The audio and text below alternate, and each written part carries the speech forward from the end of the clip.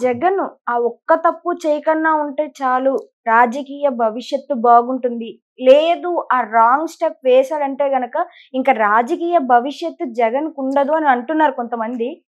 ఎందుకని అలాగంటున్నారంటారు? దీనికి గల కారణాలు ఏమై ఉంటాయంటారు సార్? అసలు జగన్ తీసుకునే నిర్ణయం ఏంటి? ఆయన పార్లమెంట్‌కెళ్ళి అక్కడ నుంచి చక్రం తిప్పాలనే ఉద్దేశంతోటి హ్మ్. ఇక్కడ అసెంబ్లీకి ఎమ్మెల్యేకి రాజీనామా చేసి అవినాష్ రెడ్డి అన్న అతన్ని తప్పించి ఆ ప్లేస్‌లో నిలబెట్టి ఎంపీ అయిన తర్వాత then he can go to the central పార్లమెంట్‌కెళ్ళి అన్నాడు. ఆ ఒక్క తప్పు అని ఎవరంటారు?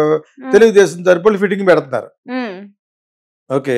ఏ ఒక్క తప్పు ఎన్నో తప్పులు చేయకపోతే గానీ చంద్రబాబు నాయుడు లాస్ట్ టైం 23 రావు కదా! ఆ 23 కూడా అసలు వచ్చి ఉండేవి కాదు. అంత బంపర్ మెజారిటీతో వెళ్ళాడు. అప్పుడు మీరు ఆ ఒక్క తప్పు అంటే ఏ ఒక్క తప్పు అని చెప్తాడు చంద్రబాబు? ఏ ఒక్క తప్పు? పవన్ కళ్యాణ్ వల్ల గెలవలేదు మేము అని అంతకుముందు అన్న దాని గురించి ఓడిపోయాం. కాపులు చాలా మంది ఓటేయలేదని మన కొంతమంది అంటారు. యాంటీ ఇన్కంబెన్స్ అంటారు. ఎప్పుడు కూడా చంద్రబాబు నాయుడు మీద సింగపూర్ చూపించాడు, అవి చూపించాడు, అమరావతిలో ఏమీ చేయలేదు, అన్ని అప్పులు చేసి వెళ్ళిపోయాడు అని ఒక వర్గం అంటారు. అన్నీ కలిసి వెరసి అట్టర్ ఫ్లాప్ అయిపోయావు లాస్ట్ టైం. అదే కదా. ఇప్పుడు ఇతను అయిపోయాడు. ఇతను యాంటీ ఇన్కంబెన్స్, సైకోయిజం ప్లస్ ఏమో అతని క్యారెక్టర్ ఒకటి కాదు, అన్నీ చాలా మంది తెలిసిపోయి. ఆ ఒక్క ఓల్డ్ పీపుల్కి డబ్బులు వేయటం అనేది తప్పితే మిగతా అన్నీ కూడా వీడు తన వేస్ట్, డెవలప్మెంట్ లేదు, ఏమీ లేదు. స్టేట్ని చాలా అధపాతాలను నొక్కేశాడు. అది బట్టు కరెక్ట్. స్టేట్ అనేది డెవలప్ చేయకుండా what the hell is this అది అందరికి తెలిసిపోయింది. ఆ తప్పు అంటే నా ఉద్దేశంలో అది ఎంపీగా నిలబడ్డం, మళ్ళీ అక్కడికి వెళ్ళడం స్ట్రాటజీ. అతనికి ఏదో ఫిట్టింగ్ పెట్టడానికి చూస్తున్నారు తెలుగుదేశం వాళ్ళు. ఆ ఒక్క తప్పు ఏ ఒక్క తప్పు కాదు, అది స్ట్రాటజీ. మిమ్మల్ని మళ్ళీ నొక్కేయడానికి వెళ్తున్నాడు. మిమ్మల్ని మళ్ళా నొక్కేసి మేము మీకును మోడీకి చంద్రబాబు నాయుడికి ఎరగొట్టేసి అవసరమైతే అక్కడ ఉండి రాజకీయం చేసి ఇండి కూటమిలో జంప్ చేస్తామని బీజేపీని భయపెట్టడానికి కూడా వెళ్తున్నాడు. ఎన్నో ఉంటాయి. ఇప్పుడు పడ్డవాడికి తెలుస్తుంది. అది ఒకసారి పడిపోతే కానీ క్షవర పోతే కానీ వివరం రాదు. ఇప్పుడు వచ్చుండదు వివరం సరికి వైఎస్ అబ్బాయికి జగన్కి. అక్కడికి వెళ్ళిందా చక్రం చెప్తున్నాడు. అక్కడికి వెళ్ళకుండా ఏదో విధంగా దెబ్బేసేద్దాం. కొంత ఏం చేస్తారు, ముందు గల్లీకి తిరిగేసి నేను ఓడించుతాను మన ఎవరో అన్నారు. ఎవరో అతను, నువ్వు ఎన్ని తిరిగినా నువ్వేం చేయగలవు? నువ్వు కర్ణాటకలో నీకు సరిగ్గా తెలియదు. కర్ణాటక కదా, రేవంత్ రెడ్డి ఇస్తాం తెలంగాణ కదా, నువ్వు అక్కడికి వెళ్ళి ఏం చేయగలవు అన్నాను. కేసీఆర్ అక్కడికి వెళ్ళి అమరావతికి వచ్చి ఒక సెపరేట్ పార్టీ పెట్టేసి అక్కడ అడుగున్నాడు. ఇవన్నీ జరగనివి అన్నీ. అదేవిధంగా చంద్రబాబు నాయుడు కూడా మళ్ళీ అక్కడికి వచ్చి తెలంగాణలో నిలదొక్కుంటానంటే it will take some time. ప్రజలు ఒప్పుకోరు ఇక్కడ. లీడర్స్ ఒప్పుకుంటే సరిపోదు కదా.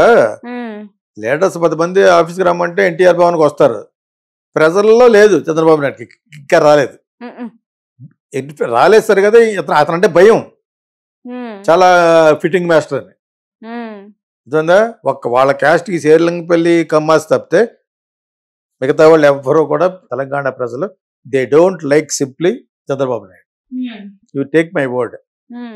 అంచేత అది ఇదెంత నిజమో రేవంత్ రెడ్డి గల్లీ తిరిగేసి జగన్ ఓడించడం కూడా అంతే నిజం. ఎవరు గేమ్ ప్లాన్ వాళ్ళు చేస్తూ ఉంటారు. గేమ్ ప్లాన్ ఎందుకు? వాళ్ళు ఏదో డిస్కరేజ్మెంట్కి డిస్కరేజ్ అయ్యే స్టేజ్లో జగన్ లేడు. ఎంతకంటే మొలగడు కదా, మొత్తం మునిగిపోయాడు. ఇప్పుడు ఎందుకంటే మొలగడు. ఇప్పుడు తేలతో అనే ప్రాసెస్లో పార్లమెంట్కి వెళ్ళి చక్రం తిప్పుతాడు. ఎందుకంటే డబ్బులు ఉన్నాయి, అతనికి పొలిటికల్ లక్ కూడా ఉంది. ఓడిపోవడం కారణం only because of Vivekananda Reddy. అతన్ని అది పాపం కొట్టేసింది. తర్వాత అతని పరిపాలన కూడా బాగలేదు. అక్కడ చెట్లు బొలిచేటట్టుగా అమరావతిలో దాన్ని ఇగ్నోర్ చేసేసి 16 చోట్ల ఆఫీసులు కట్టేసుకుని జయలలిత అనుకుందాట ఇక జీవితం అంతా నేనే సీఎం అని. ఇక్కడ కరుణానిధి మీద కోపంతో కరుణానిధి వాళ్ళు ఆ పార్టీ వాళ్ళు శారీ లాగేశారు అసెంబ్లీలో జయలలితని. డిఎంకే వాళ్ళు అంత క్రూరత్వంగా మాట్లాడుతుంటే వెళ్ళి కొట్టపోయి చీర లాగేశారు. ఇన్ని చూసేటి వాట ఎవడు బ్యాడ్ అయిపోయారు? డిఎంకే బ్యాడ్ అయిపోయింది. డిఎంకే గెలిచిన వెంటనే కరుణానిధి ఎత్తులో పడేశారు. ఇలా ఎత్తేసి పట్టుకొస్తారు. వెంటనే చేసింది ఆవిడ. ఎలక్ట్ అయిన వెంటనే ముసలాన్ని పట్టుకొచ్చే ముందు వీళ్ళంతా ఒకప్పుడు ఫ్రెండ్సే. కరుణానిధి, జయలలిత, ఎంజీఆర్ అంత సినిమా ఫీల్డ్. ఆయన రైటర్, గొప్ప రైటర్ ఆయన. ఉమ్, అంచేత తర్వాత ఎలక్ట్ అయిన తర్వాత ఇప్పుడు ఏమనుకుందంటే ఇంక జీవితాంతం నేనే అనుకుంది. ఉమ్, అలాగా ఇక్కడ అలాగే అనుకుంటాడు కేసీఆర్, కాలు ఊపుకుంటూ చెయ్యి ఊపుకుంటూ పెగ్ చేసుకుంటూ మొత్తం అంతా మంద ఊరికి జరుగుతుంది అది. ఇది రాజకీయం. ప్రజల్లో ఎప్పుడైతే నీ పరపతి ఇటువంటి ఏంటి చేస్తే పోదేంటి మరి, ఉమ్. కాలు ఊపుకుంటూ మందేసుకుంటారు స్టీల్ గ్లాసు జనాలు తెలియదా, వాళ్ళ బంధు కొడతారు వాళ్ళు 90% ఫుల్ వేస్తారు వాళ్ళు కదా. అంచేత వాళ్ళకి తెలియదేంటి, అంచేత అలా దెబ్బ అయిపోయాడు. అతని యొక్క పర్సనల్ బిహేవియర్ ఉమ్. నోటి దోల కేసీఆర్, అవును. కేటీఆర్ నోటి దోల. లేకపోతే అతను అమ్మాయిలతో పడుకుంటే ఆడుకోవాలి, ఎవరితో పడుకుంటే ఆడుకోవాలి, ఎవరి వ్యక్తిగత జీవితం వాళ్ళది ఉమ్, కదా. అదే డబ్బు ఉందో లేదా అతను గ్లామర్ ఉందో అంతే తప్పితే అవన్నీ టెలిఫోన్ ట్యాప్ చేసి అమ్మాయిలు ఏమైనా పడగొడతాడు, అవన్నీ అబద్ధం. టెలిఫోన్ ట్యాపింగ్ వేరే ఉద్దేశంతో పడగొట్టుంటారు, ఉమ్, ఫిలిం పీపుల్ కాదు. కన్స్ట్రక్ట్లుగా వేరే ఉంటారు కదా, కాంట్రాక్టర్స్ని, ఉమ్. ఇంకా బ్యూరోక్రాట్స్ ఆఫీసర్స్ని, అటువంటి వాళ్ళు చేస్తారు. కానీ మనం కూడా మాట్లాడే దాంట్లో కొంచెం స్టామినా ఉండాలి. అవును. సో చేత ఎవరెందుకు ఓడిపోతారు అనేది ప్రజల్లో చాలా విచిత్రంగా ఉంటుంది. ఉమ్, అటు ఒక వీడియో చూస్తూ ఉంటాడు, చూస్తున్నప్పుడు అతని యొక్క బిహేవియర్ ఏమాత్రం బాగుపోయినా వీడియో 100 మందిని చెడగొట్టేస్తాడు. ఉమ్, ఇది బాగా బలిసిపోయింది అడిగి, ఉమ్, కేసీఆర్ ఫ్యామిలీకి మొత్తం బలిసిపోయింది అంటారనమాట. ఉమ్. అదేవిధంగా మాట్లాడుకుంటారు. ఇప్పుడు అవును. చంద్రబాబు నాయుడు గురించి అలా మాట్లాడుకోబట్టే తెలంగాణలో అసలు పుట్టగతులు లేవు. ఉమ్, అదేవిధంగా ఆంధ్రాలో లేవు కాబట్టి పోయినసారి 23 సీట్లు వచ్చినాయి. అది మర్చిపోకుండా జాగ్రత్తగా ప్రవర్తించుతూ నీ ప్రవర్తన, నీ యొక్క బాడీ లాంగ్వేజ్, ఉమ్, నువ్వు చేసే డెవలప్మెంట్లో కొంత నిజం ఉండాలి. ఉమ్, ఊరికినే పోలవరం ఇచ్చేయండి, ఊరిని అది ఇచ్చేయండి, ఊరినే స్పెషల్ స్టాటస్ ఇచ్చేయండి అంటే ఉమ్. వాళ్ళంత అమాయకుల. మామూలుగానే సౌత్ ఇండియాకి ఎవరు, అవును. సౌత్ ఇండియాకి ఏం చేరాడు ఉమ్, మరి మోడీని వీళ్ళందరూ. ఊరిని ఎక్కడికి వచ్చి కాలేజ్ కూర్చుంటాడు అమిత్ షా, కూర్చుంటే వేస్తారంటే ఓట్లు. ఉమ్, నువ్వు ఆడిన చాణక్య నాటకంలో ఇక్కడ జగన్ను చంద్రబాబు నాయుడు పడిపోయారు, ఇద్దరి మీద కేసులు ఉన్నాయి కాబట్టి. ఉమ్, ఆ విధంగా నువ్వు 7 సీట్లు సంపాదించుకుంటే తప్పితే మీ గొప్పతనం కాదు. ఉమ్. జగన్ మీద ఉన్న బ్యాడ్ వలన మొత్తం కూటమే గెలిచింది. నేను మళ్ళీ చెప్తున్నాను. అమిత్ షాకు ఉన్న యాటిట్యూడ్ ఎవరికి ఉండదు. నువ్వు చెప్తే వేస్తారు, నువ్వు వస్తే నీకు అయోధ్యలోనే వేయలేదు, చిత్తుగా ఓడిపోయారు. కాశీలో వచ్చి మెజారిటీ తగ్గిపోయింది. ఉమ్, ప్రజలు ఎందుకు అప్పుడప్పుడు చెప్తూ ఉంటారు, ఆగండి స్పీడ్ తగ్గించు, ఎవరంటారు, ప్రజలే అంటారు. అర్థమైందా? ఉమ్, ఇంటర్నేషనల్గా మరి మోడీ గారికి చాలా మంచి పేరు ఉంది, బాగా మహాడగాళ్ళు అన్ని. ఆయన యాక్చువల్గాను ఈ ఇతర దేశాలు తిరగడం కోసం ఆయన ప్రైమ్ మినిస్టర్ ఉంటే బెటర్. ఆయన ప్రైమ్ మినిస్టర్ ఇక్కడ చేసే పనులు మటుకు ఉమ్, అమిత్ షాతో వాళ్ళతో చేయించి ఉమ్. ఆయన మటుకు దేశాలు తిరిగి వస్తే బెటర్. ఆయనకు అంత గ్లామర్ ఉంది అక్కడ. నిజం కూడా. చాలా హైయెస్ట్ అవార్డు ఇచ్చారు ఈ మధ్య, సివిలియన్ అవార్డు, ఉమ్, సెయింట్ ఆండ్రూస్ అని ఒక అవార్డు ఇచ్చారు అవును. ఎవరికి, మన మోడీ గారికి. ఉమ్, సో ఎప్పుడో అది ముందు ప్రెసిడెంట్ గోపరిచ్చా ఉన్నప్పుడు ఇచ్చింది. దాని తర్వాత చాలా కాలం తర్వాత, ఇప్పుడు కాదు అది, ఉమ్. ఎప్పుడో 1600 1700లోనో కనిపెట్టిన అవార్డు అది. సో ఇప్పుడు వాట్ ఎవర్ ఇట్ ఈస్, ఇది విషయం. సార్, జూనియర్ ఎన్టీఆర్ గారికి సంబంధించిన ఒక వీడియో ఈ మధ్య సోషల్ మీడియాలో చాలా వైరల్ గా మారింది సార్. అయితే విడుదల రజనీ గారు ఎదురుగా రాగానే లేచి నమస్కారం పెట్టారు అనే వీడియో ఇప్పుడు సోషల్ మీడియాలో బాగా వైరల్ గా మారింది.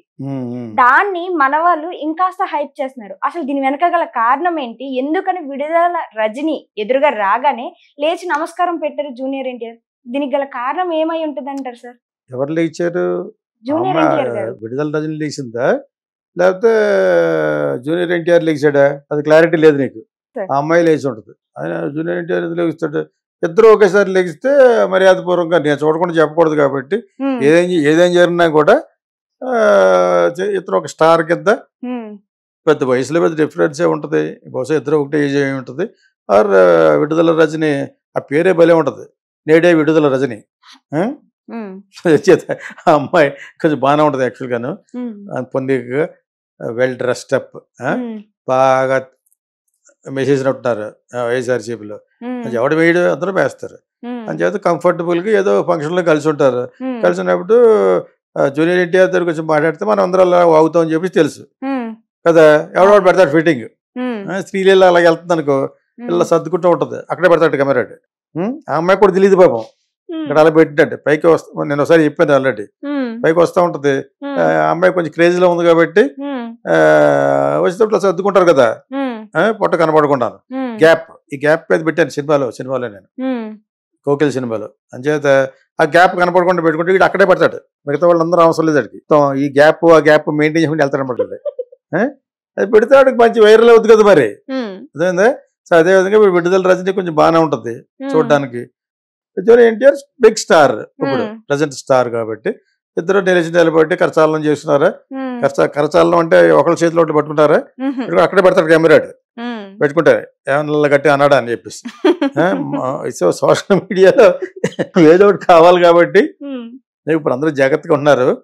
జనరల్ గా ఆపద్ధర్మంగా అన్ఎక్స్పెక్టెడ్ గా జరిగిన ఈవెంట్ కాబట్టి దానికి ఇంకా మళ్ళాటోడు ఎక్కువ మాట్లాడేసి ఊహించేసుకుని విడుదల రాజని జూనియర్ ఎన్టీఆర్ డేట్లు అడుగుతుంది, ఇంకా ఆ లెవెల్లో కూడా చెప్పేసుకుంటారు. అర్థమైందా.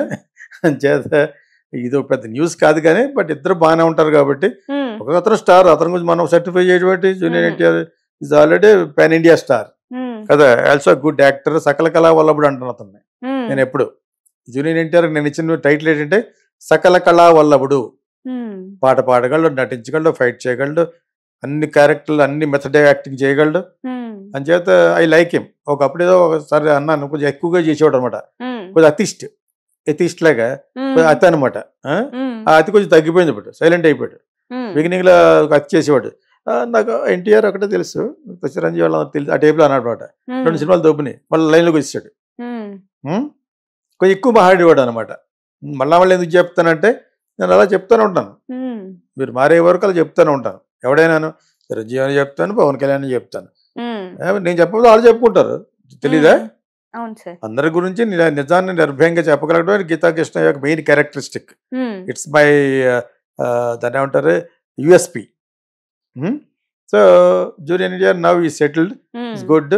అతనిలో మంచితనం కూడా ఎదుగుపడింది. అంతకుముందు ఫ్లాప్ అయిపోయిన హీరోకి మళ్ళీ, హీరో కాదు డైరెక్టర్కి మళ్ళీ సినిమా ఇచ్చాడు. చిరంజీవి తోటి అతిపెద్ద భారీ ఫ్లాప్ ఇచ్చిన ఘనత కొరటాల శివకు దక్కించుకున్నాడు అనమాట, సినిమాని ఫ్లాప్ చేసి. సో అతనికి లూప్ లైన్ లో ఉన్నది ఏంటి, జూనియర్ ఎన్టీఆర్ సినిమా. అదే ఇప్పుడు వచ్చేది దేవరాయుధం అవుతుంది కదా, మరి యాక్చువల్ గా ఇంకొక ఎవడనైతే పక్కన పెడతాడు, ఎనీ హీరో పక్కన పెడతాడు. ఇంకో సినిమా అయిన చూద్దాం, ఈ లోక జనాలు నేను మళ్ళీ గుర్తు తెచ్చుకునే లోపల అని ఇస్తాడో మానేస్తాడు.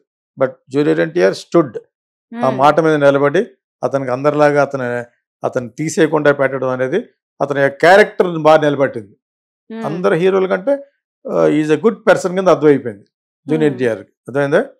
సో ఇది ఏదో సందర్భంలో విడుదల రాజుని యాక్టర్ స్టార్ జూనియర్ ఎన్టీఆర్ పక్కన నుంచోవడం వల్ల ఎవరికి లబ్ధి, నీకే అక్కడ ఆల్రెడీ చిత్తుగా ఓడిపోయావు. అంచేత యాక్చువల్గా తెలుగుదేశం ఆవిడ, అక్కడి నుంచి అక్కడ జంప్ చేస్తే జంప్ జిల్లా నుంచి అంటారు వెళ్తాను, కప్పల్లాగా జంప్ చేస్తాడు ఎక్కడ పార్టీ ఉంటే అక్కడ, అది సహజం అది. ఇప్పుడు మళ్ళా వచ్చేసినా కూడా చంద్రబాబు నాయుడు ఒప్పుకుంటారు, నా గూటికి నేనే చేరాను అంటదనమాట. ఒక డైలాగ్ అందుకేం పోయింది,